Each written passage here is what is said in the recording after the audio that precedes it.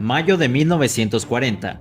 En plena batalla de Francia, Alemania atraviesa las Ardenas y rompe el frente aliado. La línea Maginot, la gran muralla francesa, concebida como una fortaleza inexpugnable, resulta inútil ante la velocidad del avance enemigo. Los ejércitos aliados son empujados sin descanso hacia el Canal de la Mancha.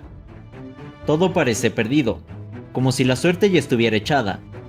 Pero al sur de Sedan existe un posible talón de Aquiles, un pequeño pueblo con apenas habitantes, que pareciera ser insignificante, pero de un valor estratégico inmenso. Su nombre, Stone. Allí se libra otra guerra, combates casa por casa, hombre contra hombre, tanque contra tanque, un pueblo que cambiará de dueño más de 17 veces en apenas 3 días, y que terminará completamente en ruinas. Pero ¿por qué era tan importante este lugar para ambos bandos? ¿De qué forma se desarrollaron los combates? ¿Y cómo un tanque francés acabó con más de 4 panzers alemanes en un día? Bueno, esta es la historia de la batalla de Stone. Acompáñenme a descubrirla.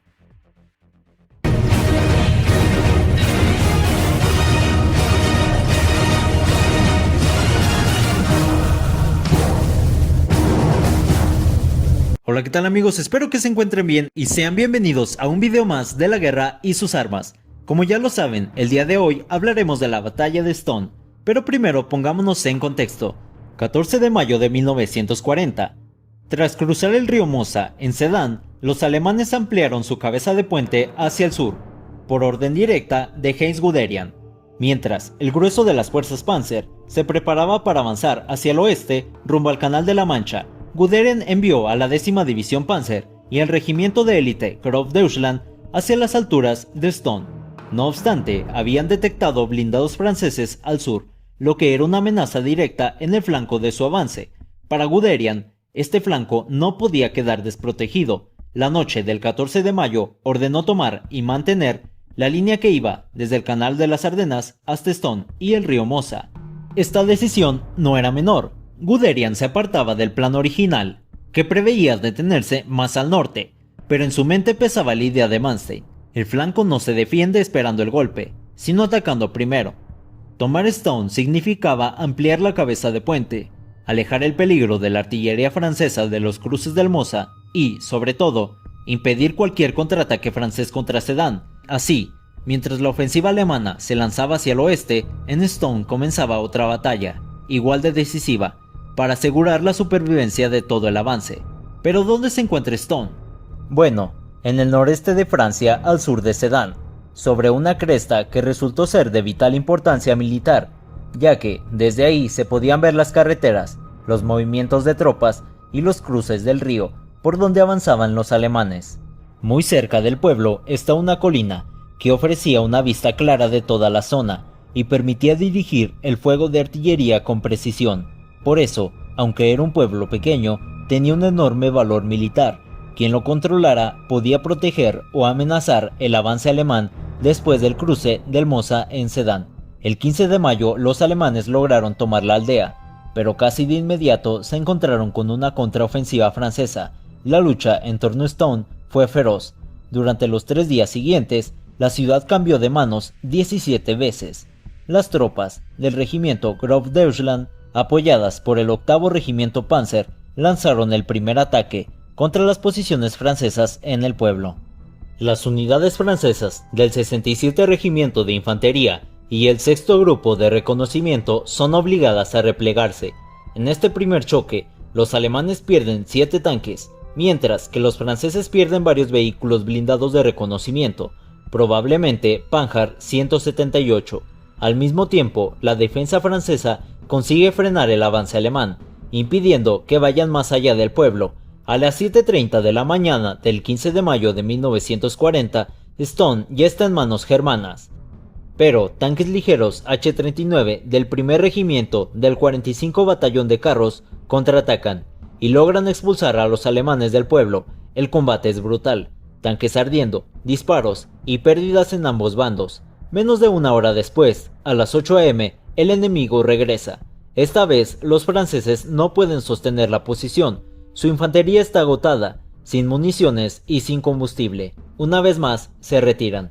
A las 9 am, el tercer batallón del 49 Batallón de Carros de Combate, equipado con tanques pesados B1, expulsan una vez más a los alemanes, pero al no contar tampoco con apoyo de infantería, la compañía finalmente se retira para reabastecerse. Tan solo media hora después, los alemanes regresaron, esta vez con el apoyo de cañones antitanque.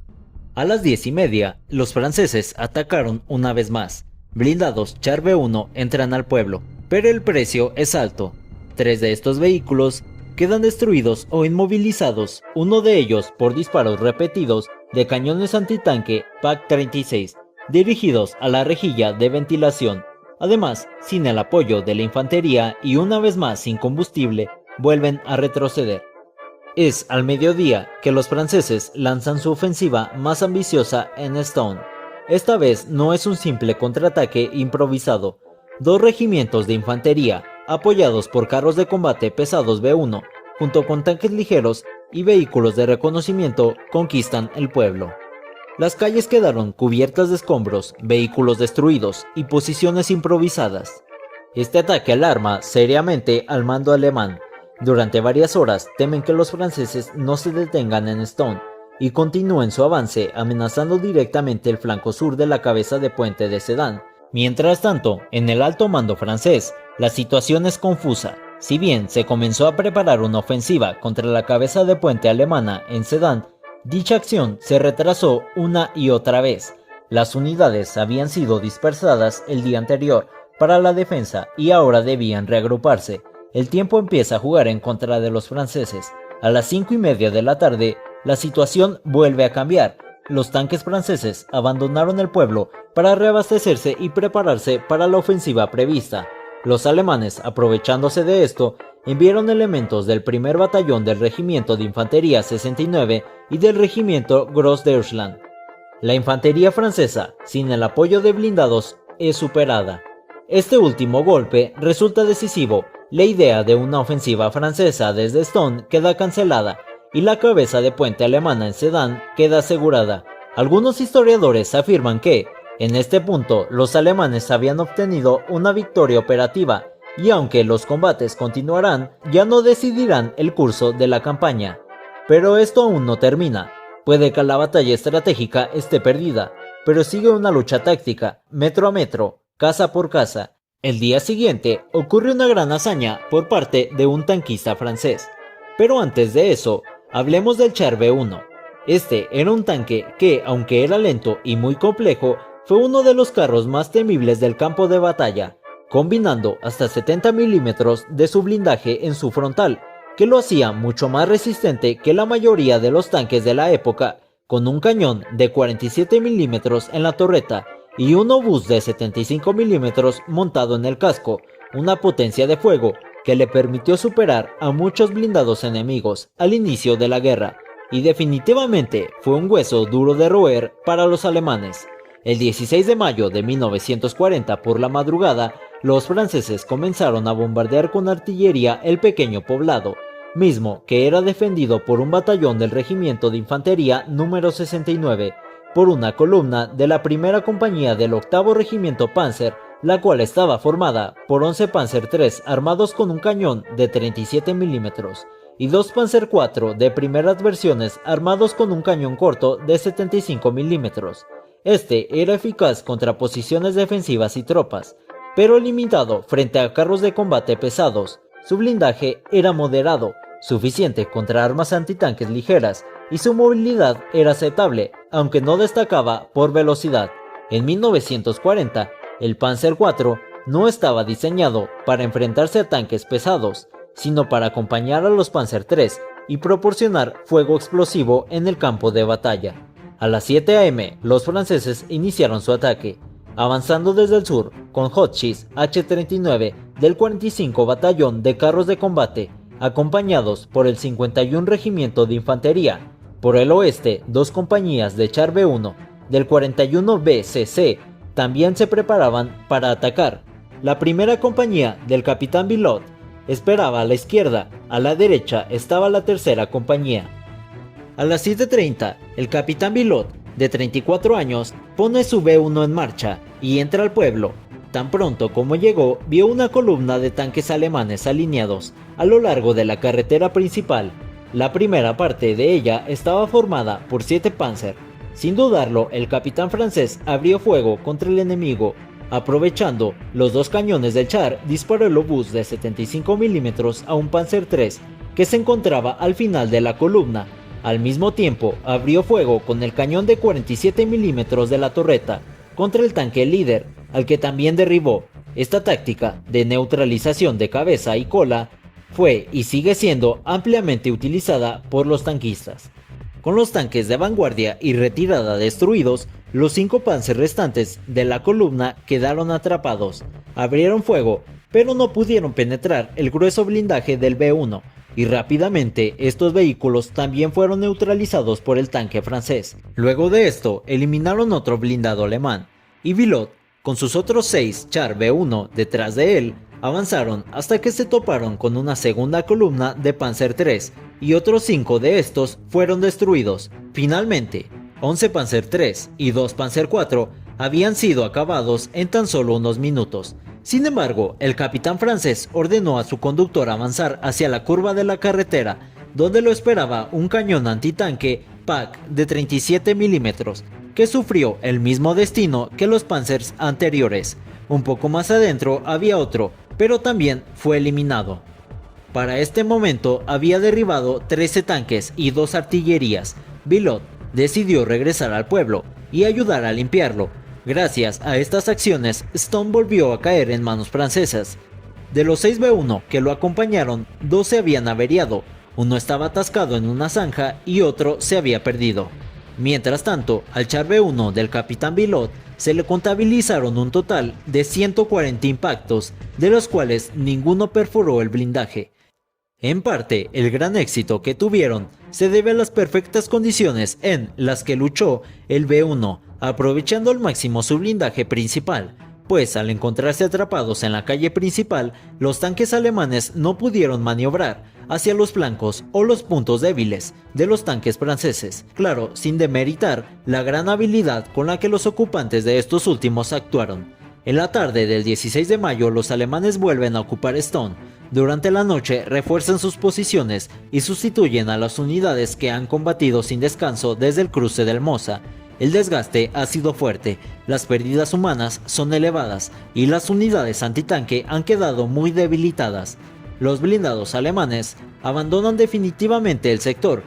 Guderian decide retirar los tanques que habían sido enviados a Stone y los dirige hacia el oeste, donde continúa la ofensiva principal. A partir de este momento, la lucha por el pueblo queda en manos de la infantería.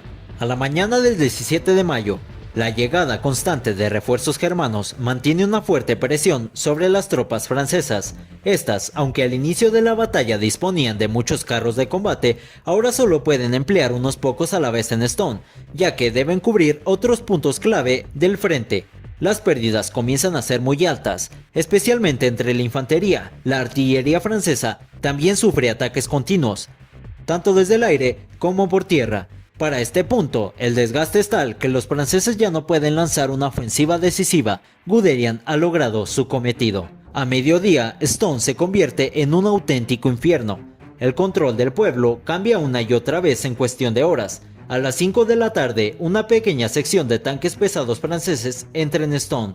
Uno de ellos avanza por la carretera y se topa con una columna de infantería alemana refugiada en una zanja. Los soldados abren fuego contra el blindado, pero el tanque no se detiene. Continúa la marcha, aplasta la posición con sus orugas y entra al pueblo. La visión del carro, cubierta de rojo y avanzando sin detenerse, provoca el pánico entre los defensores. La resistencia alemana se derrumba momentáneamente. Pero el esfuerzo francés no es suficiente. A las 5:30 de la tarde, Stone cae por 17ª vez, esta vez definitivamente en manos alemanas. En solo 4 días, el pueblo ha cambiado de dueño 17 veces. Alrededor de 33 tanques franceses y 24 alemanes han sido destruidos, y aún así la lucha no termina.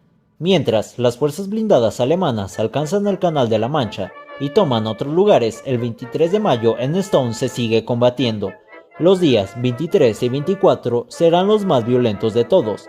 Ambos bandos concentran una cantidad de artillería nunca vista en la campaña de 1940. Decenas de miles de proyectiles caen sobre una colina y un pueblo ya completamente arrasados. La batalla de Stone fue extremadamente costosa. Los alemanes sufrieron alrededor de 6.000 bajas, con 2.500 muertos, mientras que los franceses tuvieron unas 3.000 bajas y cerca de 1.000 muertos.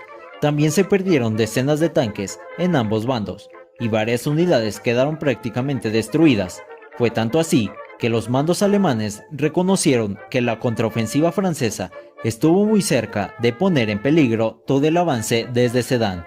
Tras la guerra, muchos soldados compararon Stone con Verdún o Stalingrado. Y bueno amigos, eso sería todo. Espero que el video les haya gustado. De ser así, no olviden dejar su like y suscribirse, además de comentar. Un saludo y hasta la próxima, camaradas.